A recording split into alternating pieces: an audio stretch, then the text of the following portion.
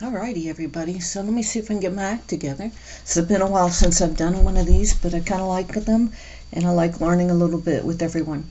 Alright, so today we're going to talk about the ransomware attack or breach on Krispy Kreme, which just was announced a few days ago.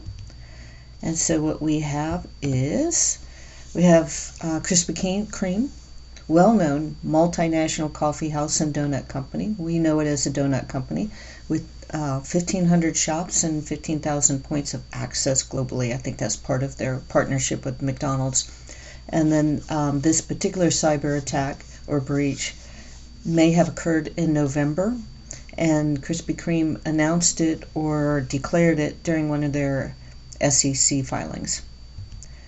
And so the impact is there was some disruption to their operations, which included their online ordering system. There was a comment in one of the bleeping computer links that Krispy Kreme has a notice on their website, but I couldn't find it. So financial impact and SEC filing, this incident's had a financial impact. I think Krispy Kreme may get about 15% of their orders and their profits or money from their online ordering system. So the sooner they clear it up is best for everyone. And they did declare it in their SEC filing, and the method or whatever was the extortion and the data theft was from a group called the Play Ransom Group. I think they're also called Play Crypt. And so they're the ones responsible. They're claiming responsibility. And I did not find any information where Krispy Kreme is working with them and or planning on paying for the ransomware. So again, the ransomware group is called the Play, and they're also known as PyCrypt. I think I said Play Crypt, but I guess it's PyCrypt. And it's a cyber organization known for targeting various organizations and using a double extortion model. And then I think that, if I remember right, there's about 300 other victims throughout their lifespan so far. And so let me see if I can find the name of any of them. Microchip and Rackspace may have been victims of the Play ransomware group. And again, they use the double extortion model. This is a method where they encrypt the data, but before they encrypt the data, they save it for themselves, and then they use it to pressure victims into paying the ransomware, or they may actually come back after you pay the ransomware and ask for more money to not expose that information. And then so the tactics, techniques, and procedures I jumped over. And so they basically employ the tactic, they infiltrate the network, they encrypt the data, and then they grab that sensitive data as well, which we were just talking about with the double extortion model. All right, so some of the mitigations and response that have occurred. Krispy Kreme took immediate action. They tried to contain the breach, and they reached out to external cybersecurity team and the FBI to help them, or the government. The recommendations for prevention and response, the general recommendations for businesses usually include the following, which is make sure you're using multi-factor, try to maintain offline backups, have a recovery plan, and try to keep all your systems and software, including firmware, updated. And then the role of CISA and FBI, these guys will try to help guide you and support you if you are a victim of cyber attacks. So please, if you become a victim of a cyber attack, you should notify them. All right, so some of the terms that came up during my reading, and most of my articles were from Bleeping Computer, include the following terms: CISA, CSA, double extortion, IOC, the MITRE ATT&CK framework, the actual Play ransomware group, the SEC filing form, and TTPs, which is tactics, techniques, and procedures. All right, so CISA is the Cybersecurity and Infrastructure Security Agency. CSA is the Cybersecurity Advisory, which we'll click on in a minute.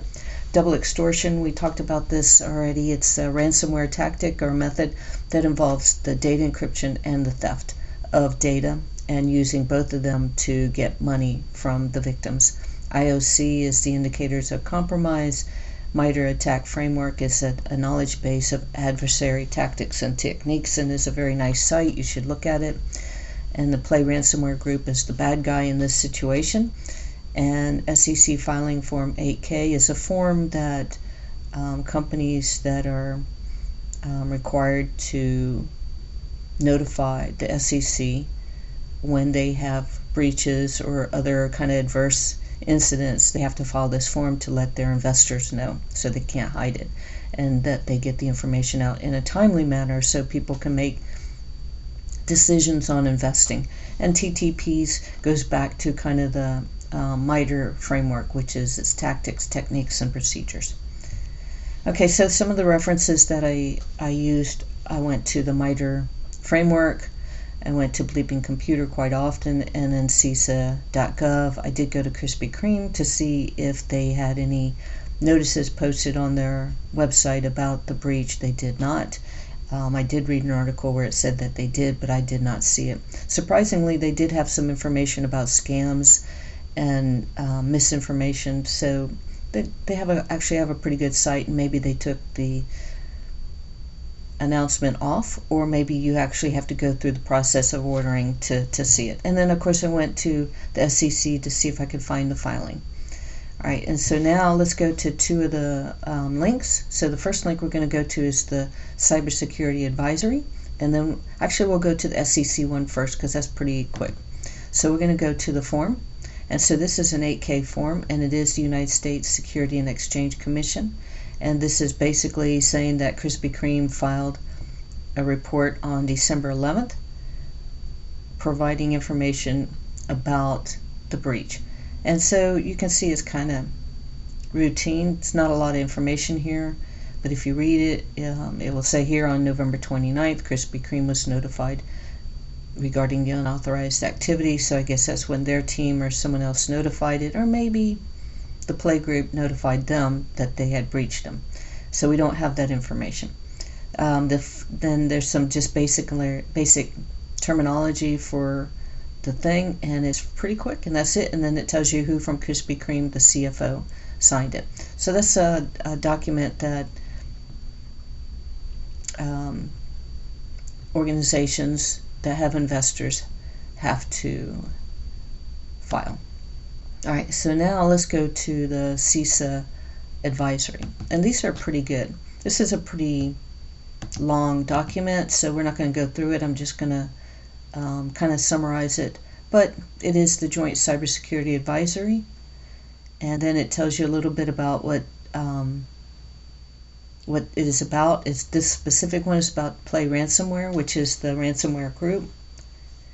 It talks about the historically they observed tactics, techniques, and procedures.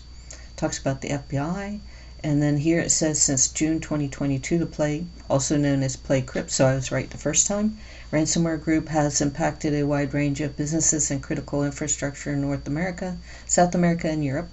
And then here it says in Australia the first Play ransomware incident was observed 2023, and most recently in November 2023. Alright, and so as you go down, you'll see advisories to report suspicious or criminal activity to the FBI, and it gives you the FBI information, and it also gives you information on how to contact CISA, which is nice. And then it goes through everything. So if you really want to get into cybersecurity, you should get to know all this stuff. But it does talk about the mitigations, talks about the IOCs, which it gives you links for. It gives you technical information. So if you click on these links, you can go down quite the rabbit hole. Goes through best practices and a decider tool. I think this is from GitHub. And then it talks about discovery and defense evasion, lateral movement. And so it's telling you everything that this particular ransomware group does. So if you go through this, you can learn a lot about this particular ransomware group, and then you can also learn some stuff on how to mitigate and prevent other ones. And so again, it talks about how they pull out the data and they encrypt it. It talks about the impact, Talks about tools. So this is a list of the tools that the Play Ransomware group uses. And then it goes through the indicators of compromise. It gives you the hashes. And then it talks about the tactics and techniques. And if you click on these, it takes you to the MITRE framework, and it breaks down these particular techniques and tactics. All right, so these are continue with the techniques. And so you can actually see. So it's basically telling you exactly how they've been doing things. You can learn a lot from going through this. It's very interesting. You definitely have to have time to go through it. And then down on the bottom, it goes through the mitigations. The mitigations are usually pretty routine and pretty consistent. And so it starts with implementing a recovery plan. It requires all accounts with password logins to meet certain standards, and those standards are the NIST standards. Use longer passwords, store passwords in hash format, add password user salts, avoid using passwords, implement multiple failed login account lockouts, disable password hints, refrain from requiring password changes more frequently than once a year. So reduce that because it actually causes challenges down the road. Require administrator credentials to install software. Require multi-factor authentication. Keep all operating systems, software, and firmware up to date. Segment your networks. Identify, detect, and investigate abnormal activity and potential traversal of indicated ransomware. Filter network traffic.